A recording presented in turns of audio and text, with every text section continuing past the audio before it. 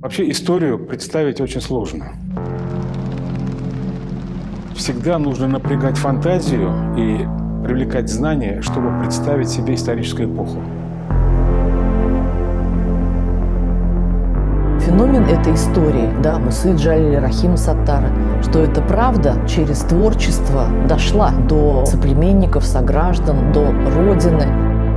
В этой семье образованность, она приобрела культ. Чувство ответственности, чувство понимания, где они, что они могут сделать. Об этом сняты передачи, об этом сняты фильмы, но об этом в России не знает никто. Это были необычные люди. Они могли действовать на людей через эмоции.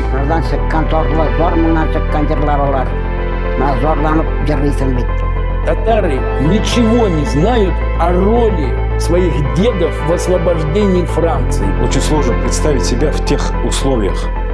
Представить, что бы я делал, если бы я оказался на его месте.